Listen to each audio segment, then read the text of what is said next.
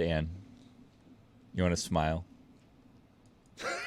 I could use one of those, yeah, Billy. Okay, so earlier today you had your argument or your discussion, let's say, with Stugotz and Amin about the Joker and how he's not a huge star according to Stugotz. Do you remember that?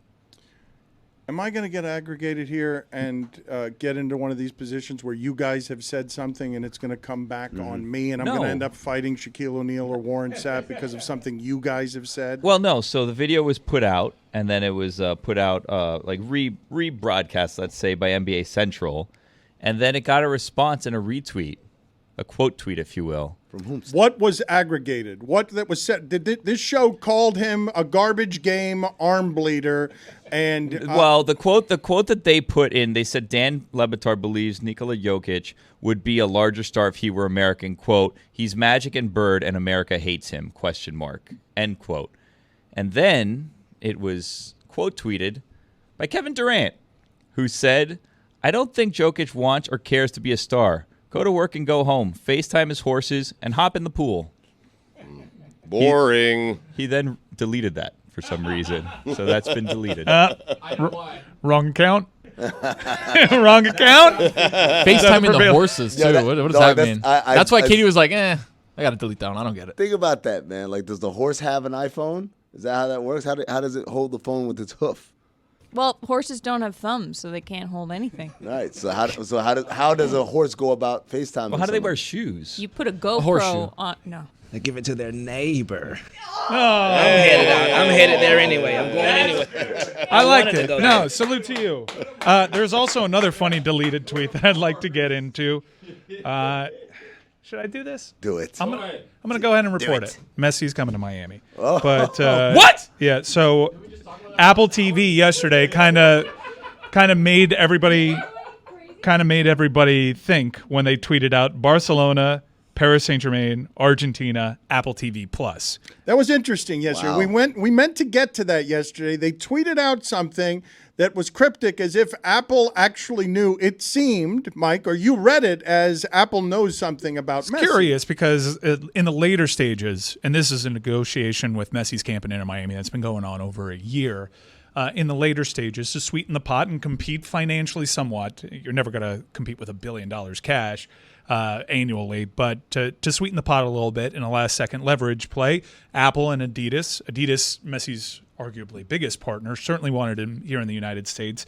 All the league partners and the league itself were very accommodating in trying to make this deal come together. But Apple TV tweeted that out, and we're all wondering, oh no, did Apple just tip the hand? And it was actually just a tease for an upcoming Messi docuseries, which I guess not so coincidentally will also be premiering on Apple TV. Apple very recently quote tweeted that original tweet, Barcelona, Paris Saint-Germain, Argentina, Apple TV. They quote tweeted it with the word Miami. They've since deleted that tweet. That one's been deleted too? Yeah, that one has been deleted by Apple. But I am hearing very shortly we can expect the world's most reputable reporter will be sending out one of his famous taglines confirming the news. No, it's not me. It's a person that had Messi going back to PSG. Can't spell fabrication without fab. But we are on the eve of the biggest signing in MLS history being confirmed by the industry gold standard, Fabrizio Romano. It would appear, now last I checked with Inter Miami, they hadn't heard from Messi, but I assure you this is coming, and Messi is bound to Inter Miami.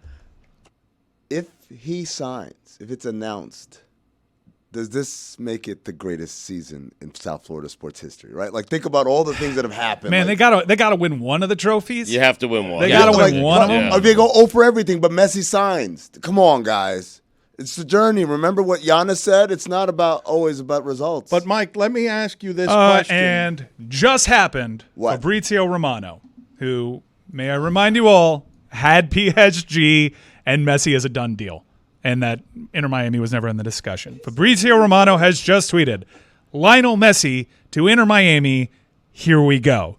The decision has been made, and it will be announced by Leo in the next hours. Messi will play in MLS It says next season, but I understand that he will be joining this season. This season is in progress in July. The greatest season of all time. Messi will play in MLS next season. No more chances for Barcelona, despite trying to make it happen. And best believe that Fabrizio did everything to carry Barcelona's water to make it seem like it was everybody else's fault.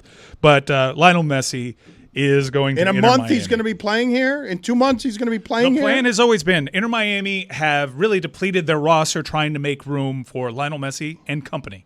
I told you months ago. Company. Yeah, I told you months ago that the deal with Sergio Busquets was all agreed to. They're trying to clear additional room for some other friends of Leo. They haven't had a number 10 on their team. If you look at their roster, they sorely need a Busquets and sorely need a Lionel Messi to make everything work. They're presently sitting at the bottom of the Eastern Conference. That's not really too much to worry about. 9 teams make it in that conference. They're literally a 2-game win streak away from being right back in that conversation. Now, I just want to point out to everybody that as exciting as this is, I am concerned that things are moving a little too fast for Dan and that this might be too much things. Oh, my God, another big sports story in South Florida. No, Are you all right? No, the only thing that's happening here is you're fueling everyone around us with free booze and not working and not helping and just getting in the way. Roy had something to say there, but you decided to get your opinion in before Roy because you think when you're sitting there providing free booze for everyone that you should be able to talk whatever it is that you want to, even though you have Stugotz's booger still on you from being taken to the penalty box. I just did shots of pickle juice and apple cider vinegar. I don't need to hear that anymore. Thank you, boogers. Okay, was it What terrible were you or gonna was it say, though? okay? It was terrible. Terrible. It was terrible. I had to get a cup of vodka just to make you it go. seem like a dirty martini. All right, Hey, but hey, it's, Roy, you're welcome. it's terrible. It's terrible because you're terrible at pickleball. That's right. And it's not as terrible as you are at pickleball. No, it's worse than me at pickleball, and I'm pretty damn bad at pickleball. No, it is not worse than you at pickleball. You lost 11-0. Your punishment should be eternal echoing shame. Mike Ryan, can we report the show with Mike Ryan as industry insider, proven over months talking about this story, being months out in front of everybody on this story? Can it be said flatly that the biggest star in professional sports at the height of his powers just turned down $1 billion a year offer from the Saudis to come play for Miami in a couple of months? Hard stop. Yes. We did it. That's crazy. You're wearing a Nashville jersey. Hey, man. MLS, it's all one big family. We did it. Inter Miami did it. Inter Miami, the Moss family, they did this. The league, credit to MLS and its partners for trying to make this happen. This isn't the Beckham thing because Messi is a greater player than Beckham easily by far. This isn't the Zlatan thing because this is a player that is younger than Zlatan was when he came to. This is a player that we're just a couple months removed from playing the best soccer in a career that's been dubbed the greatest ever. So he's right. Well, Pele?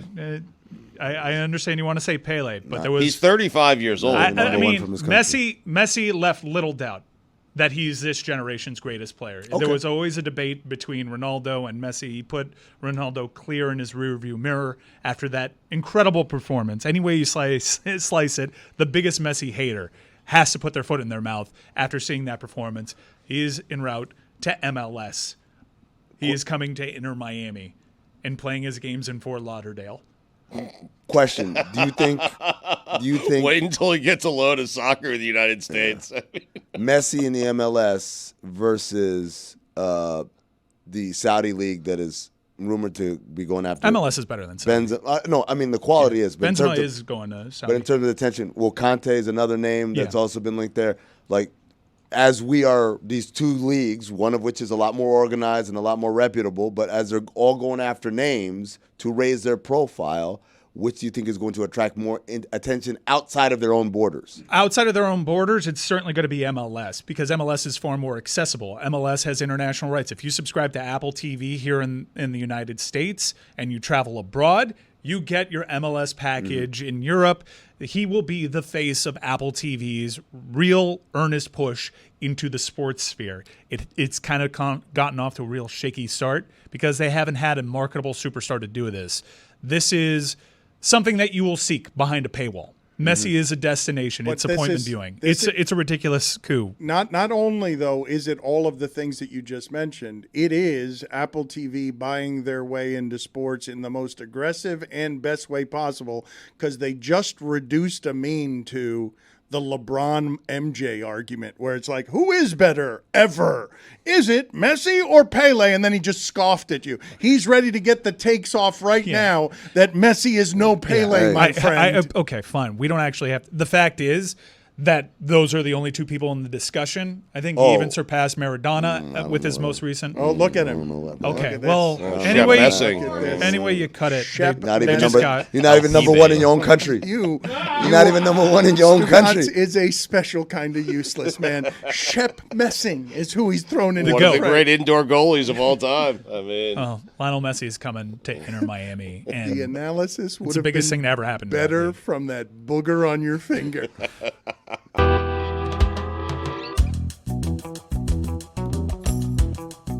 Guys, when I was in Denver, we encountered a little bit of a situation that brought to mind for me the concept of tipping etiquette. Now, I know what you guys are thinking. Everyone thinks, oh, they do this on podcasts all the time. How much do you tip? I'm not talking about tipping etiquette from the tipper's perspective. I'm talking about tipping etiquette from the person receiving the tip. Mm-hmm. Here's what happened. We went out to karaoke at a local spot in Denver, organized by the one and only Jason Jackson. So it's a big group. A lot of us, media people, some other people, some Miami people, whatever. We get there, and I wouldn't say it was packed. It was populated. So Jax goes to the DJ, the karaoke DJ, and hands a $100 bill. A C-note. A C-note. Crispy? That's right. Crispy. And says, like, I know there's a list. Maybe this will help you kind of basically with the list. And the DJ. The rare greasing of a karaoke DJ. Look, man, if you're in the league, Stugotz, if you remember, we had the karaoke. I know. The underground karaoke league. Still Charlotte makes me doesn't know sad. about this. Yeah. Why does it make you sad? Because you're not part of it? No. You want to be part of this? No, that part makes me happy. The sad part is that you have a karaoke league. The first rule is about to not discuss the underground karaoke league as far as I'm concerned. Yeah, it's underground. Is the first rule of karaoke league. Boom. Yeah. Thanks you. Mm-hmm. So he said, so we're thinking, it's not that many people in here. This will for sure get us, and all of us, our big group that's ordering lots of drinks for this very small dive bar. This will get us towards the top of the list. Do you know this man went up probably about 15 or 16 songs deep? At one point, I'm at the bar trying to order another round, and Jax is there. And I said, Jax, what are you drinking? He tells me what he's drinking. I said, have you ordered yet? He said, no, there's only one bartender working. I said, where's the other one? He said, she's on stage singing right now. The karaoke DJ put the bartender on before the man who tipped her $100 freaking. So, two questions. Mm-hmm. Do you think that this karaoke guy gets bought off a lot? And he's like, 100 is nothing. It's going to take way more. Charlotte, I'm just raising the possibility. I don't want to be a guy who kind of paints with broad strokes. But looking at that establishment, that might have been the first $100 bill that's ever walked. So that was a real power move for him to just not. Maybe he was trying to prove something. It was a she. And she. Oh. Apparently, because I gave up at some point in the night, I just gave up and left. Me and Taylor were like, we're never going to come up. I mean, it was just excruciating because every song also was a screech. Right. But what time was that, by the way, just out of when curiosity? we left? Yeah. Where you gave up. Yeah. No, I can't remember. It was a days. But I guess my point is, Jax later on talked to the DJ and like, hey, what's the deal? And the DJ said, well, I have my regulars. And I was saying to myself, in what world does someone accept $100 and think that was just from the kindness of someone's heart and not think that there was something attached to this? And so what is the etiquette? If someone were to hand you $100 in the course of you doing your job, what do you think that means? It means that person for the entire night, at least for me, is at the front of the line, regardless of what it is. $100 is a nice tip. I'm taking care of my boy the whole time. It's like, yo, do you want to sing exclusively? Bro, I got you 16 songs in a row, just you, Big Jacks. Exactly. Ain't nobody else dropping tips in there? Anything. Like any other money. Oh, and by the way, while we're all getting to sing, we also order a lot of booze. Like that's the thing that always kills me about these places. It's like, it happened to me in Cleveland. I know Billy says, I mean, you hate every city. But it's like, I hate cities that don't respect money. Here's money. All you got to do is do what you would normally do. Why won't you just take the money and, like, keep making sure the money comes in? What's your sound to the middle of the street, too, in Cleveland? My fault. What's your go-to karaoke song around the room? What song do you sing first? What song did you have queued up that you and Taylor was so anticipatory? Well, this ain't my go-to, but that night I was feeling very much like T-Pain Buy You a Drink. Wow. Elite choice. I know. Hey, look, I know, and I knew my crowd. My crowd was going to love it. What about you, Stu? What's your go-to song? I mean, I've never really done karaoke. I would say it's probably like Yellow Ledbetter from Pearl Jam's a good song because you can just mumble your way through it, you know? Like Eddie does. That's why he's not in the league. Yeah. Stu, you would do an unbelievable Pearl Jam karaoke cover. I could do it. I mean, right now? We've got mics. I need the I need to hear the sound. Like I need to hear the music. It's a song. You need the the lyrics on the board. Stugotz needs a bouncing ball on each word. C-Dub, what would you go with? I like a good Torn by Natalie Imbruglia. That's pretty good. You're a little late. This is how I feel. Yeah. Now I can't remember the words. That's why you go Yellow Ledbetter. Yeah, exactly. You don't have to remember the words. In fact, I'm not even certain there are lyrics. Like that. Roy, where are you going? I don't have a set song, but it's usually, like a Motown or like a Teddy Pendergrass type. Lou Rawls. No, I don't. That's not a set song though. But I don't sing it all the time. Okay, all right. You're not giving us a set song though. Like no, I don't really have a set song. But right. I mean, the most famous song that I've done here that's show related is Lou Rawls. Yeah. Like it's you never find them. You'll never find No love like mine. Yeah, there you go. 10 Day. I've never done karaoke before either. Yeah. A lot of rookies around the room, huh? Miami's not a huge karaoke bar. What? Place. No, it's You're not. wild. I mean, No, there's one place. No. Ball and chain? Ball and Chain. Well, Ball and Chain's been RIP for the last 2 years or so. No, it's not. I went to Jax's Christmas party there, for some of us. Oh, I'm sorry. Excuse me. And there's the one in Brickell.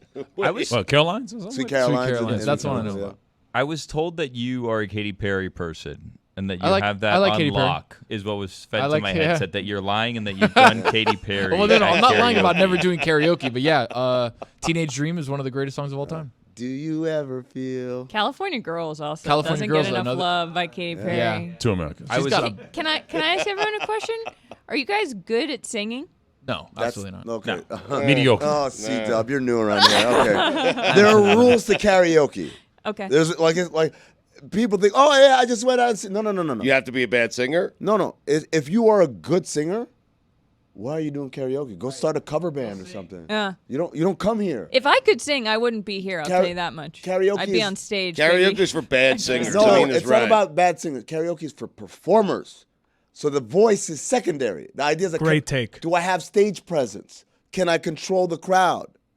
See, Stugotz is like, oh, whatever. Yes, I know. I can read the crowd. Like, this is like the other night I was like, oh, I could see all the Miami people. Like, this is a T-Pain crowd. I know this will go over well. If it was a different crowd, I might say Wonderwall. Oh, so you're not married to a single go-to. It's No. go-tos for the room. You got to read the room. Yeah. Well, then it benefits you to wait around a little bit to kind of see what it is that everybody's feeling. Dog, we walked in with 20 people. If I I knew may- what everyone was feeling. I if don't I care may- about these local hicks You from may. Denver. I don't. Star Spangled Banner always works. Easy one. Always works. God bless America. God bless America over that. I tell you what This always is the set works. list for J.J. Watts. I mean, It always works. I go with the classical rendition of Juvenile Back That Ass Up. Wow. The crowd gets moving. I go Thang. Oh, wow. The whole thing up. Well, there Wait, you go. but do you guys agree that karaoke is about stage presence and not about voice? Yeah. We're all agreeing with that? I think that if you have a good voice and you get up there, it's such a pleasant surprise. Just it's like a nice little break in between of the tone deafness that I appreciate it. But I do think, yes, overall, it's stage presence. The way that you win, though, is you get everyone involved, right? Like, you're not going to win karaoke by just you performing well. You need to get the whole crowd in on it. So absolutely, Billy, you're absolutely right. That's part of like the moving the crowd, creating that environment where people are singing along, where you're not even singing anymore. You're literally like throwing the mic back to the crowd, and they sing the hook. That's where so like for T-Pain, Buy You a Drink, I get it to this, I'm gonna buy you a drink, and then I put the mic out there, and they go, I'm gonna take you home, and then everyone sings that part, man.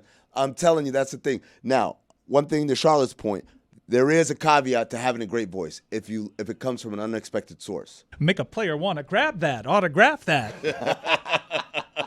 Like if I went up there and had a great voice, Yes. that would be about it. Like this little guy with the gravelly, he's smoking heaters outside. like that old woman in British, whatever it's called, Britain's Got Talent or Yes. whatever. Susan Boyle. Yeah, Susan yeah. Boyle. Oh my God. How'd you remember that? I have no idea. I'm astonishing myself. Oh my God. She shot across the I feel sky. so powerful. Sweating my drawers, yeah. Hard and long, yeah. You know, sometimes, and this is an admission that I feel comfortable saying with everyone here. Want to walk it like a dog, yeah. We're all close. And by everyone, you mean everyone. everyone, well, everyone here in this room, because we're just talking amongst us, like 8 friends or whatever it is, right? Right. Nobody hears us. So I often will watch videos of like sold out concerts on YouTube where like the performer stops and the whole crowd sings back to that person. I hate and that. it gives me goosebumps. And I say, Nah. okay, hold on a second. We'll get back to that because I'm with you. I play it both ways, right? Because I I'm didn't like, pay if money. exactly, Yeah. if I'm paying this money, I want to hear the Hey, Eddie person Vedder, sing the song. sing Better Man, Yeah, okay? yeah. Don't have me do your job for you. I paid to see you sing Better Man. But on the opposite side, if I was the musician, I would feel like, oh my God, like my life has like purpose. Like this song meant so much to so many Billy, people. you don't feel that now? That I your don't. life has No, purpose? I don't. And that's part of the depression is that I sit back and I say, you know what? I will never create anything that so many people feel so strongly about. Incorrect. And You in a unify mosque? all these people. You're doing it right now, Billy. No. Dude, remember at You're Maz, part of this show. I sang Breakfast Flan, and the crowd sang most of it for me. Big, thick That's They plumber did- chick. different. And a Hummer chick. Technically, you're on Breakfast Flan because you got to do the do-do-do-do, but they did that part. So, Billy, your life does have purpose. Congratulations. Brother. Wow. The brother. You're welcome. To hit it, girl. Nothing gets the crowd going like hearing Cash Money Records taking over for the 99-2000. Let go. For the younger listeners, I'm going to just tell you, there was a time where you would be in a club or in a bar at a party, and you're at the bar, and you're trying to order a drink or whatever, and then you hear that boom, boom, and there was like a mad rush, like, forget about the drink, I just got to get to the dance floor, and you dodge in, and then you look, and it was like musical chairs. She was a big fun where, woman. Where? And then like, as soon as that thing hit, and everyone started dancing, you're like, oh man, I missed out on it. Like, it was so heartbreaking to like hear the first, well, girl, you're welcome with some. You hear that and you see people dancing, you knew you messed up. Looking back to my childhood, that should not have been played so often at quinceañeras. But yeah, if I pay Billy Joel to sing Piano Man, sing bleeping Piano Man.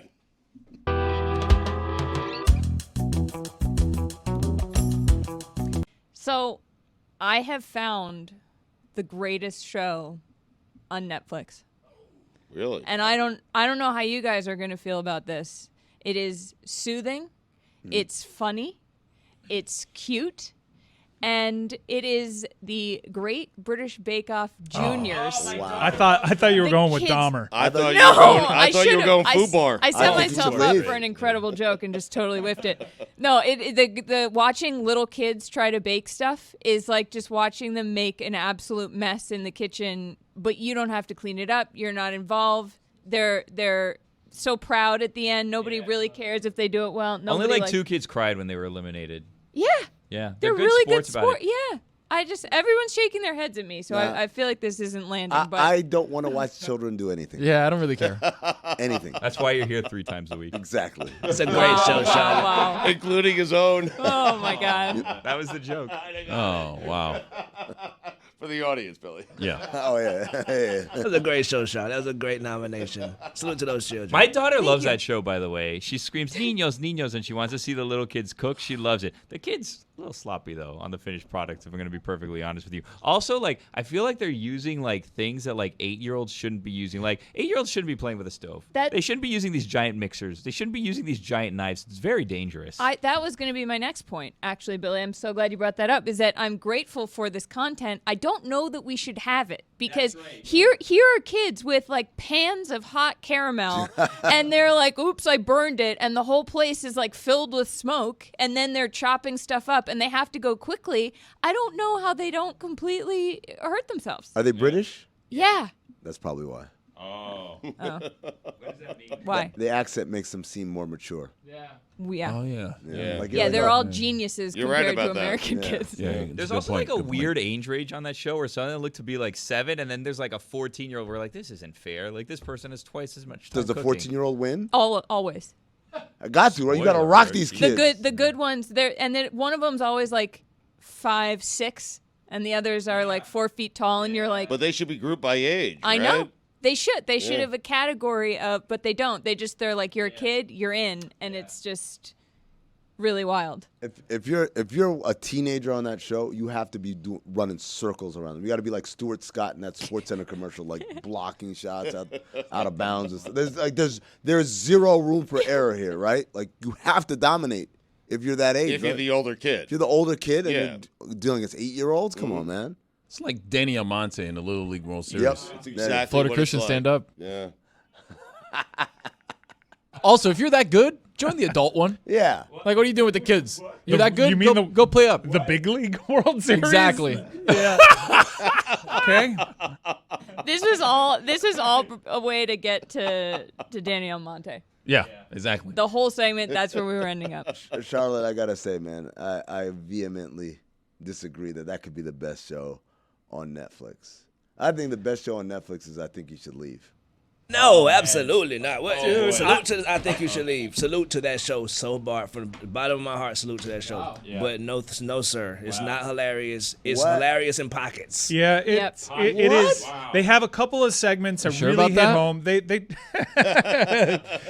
do miss some. Like, I just started watching this season, and only like 2 have really kind of landed with me. And it's a great show. I'm a huge fan of Tim Robinson. I think Tim Robinson has created some of the best comedy sketches in recent history.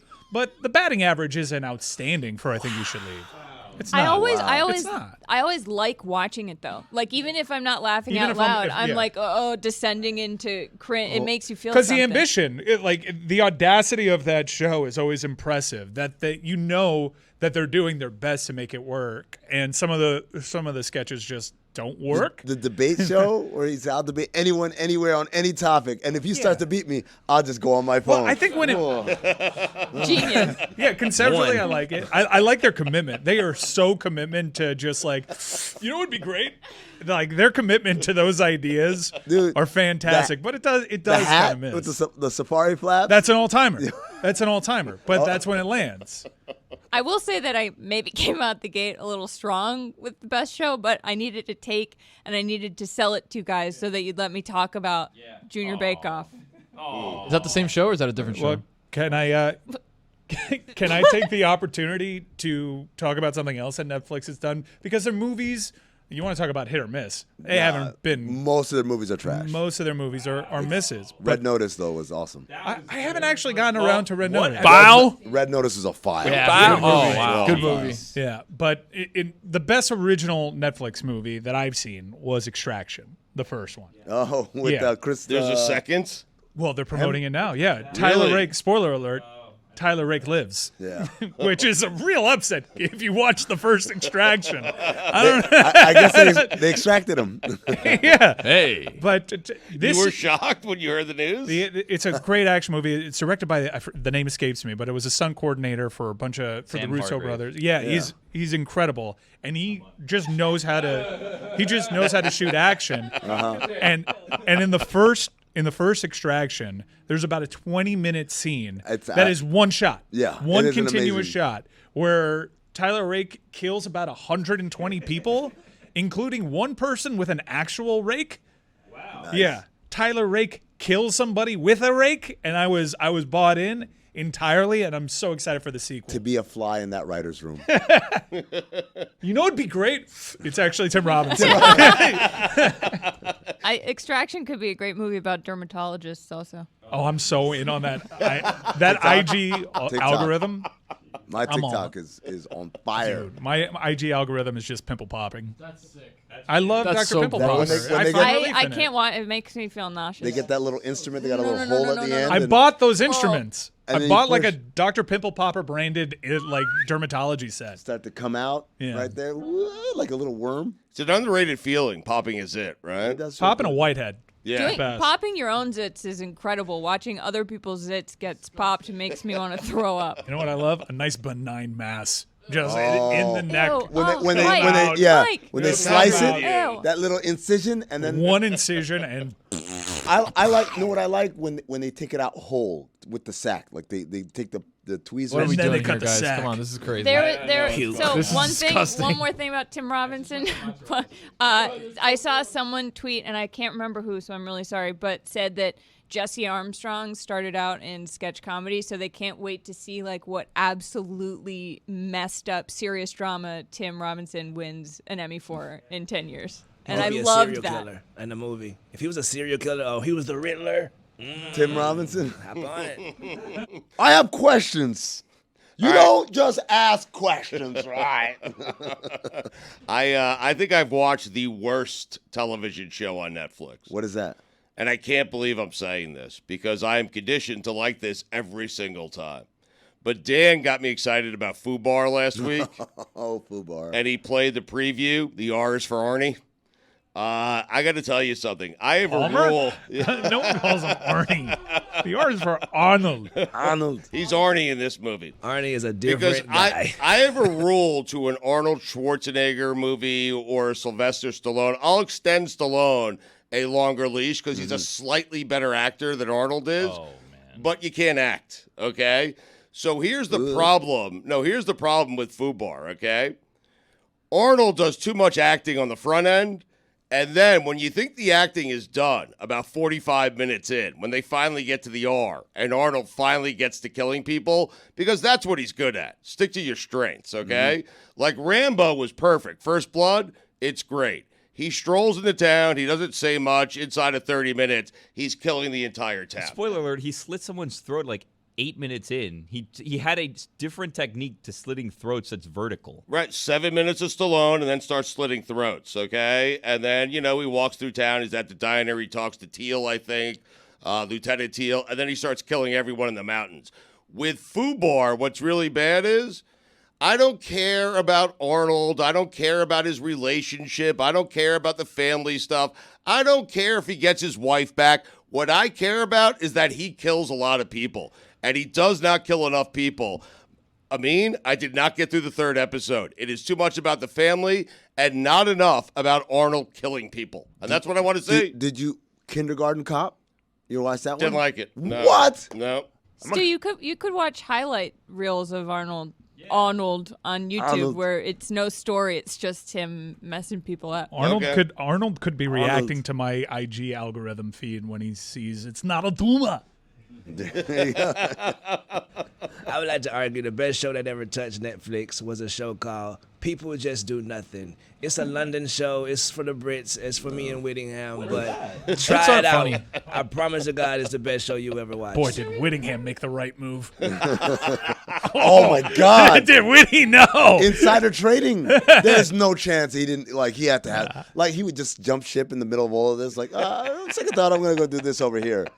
Oh, I'm following my dream to be a play-by-play guy. Yeah, right. I spoke to him the other day. He has never sounded happier. Yeah, he's lost weight. He doesn't work for Inter And Miami more awake. anymore, though, right? No, he doesn't work. He just works exclusively for Apple. Oh, wow. So he's going to call all the games, but come on, man. Miami, Messi, he's going to Is he an A team, though? I mean, Messi's going to get a lot of the eight. I think Twelman's going to be all over the Messi assignments, yeah. But Twelman's color, right? Yeah, but he's not part of the number one team. Whitty. This is no disrespect. He's still still working his way up there. Yeah, Whitty's very good. But even though he's got the inside track on Inter Miami. Well, look, the whole Apple operation's about to go up exponentially. Color. I thought Twelman was Caucasian. I'm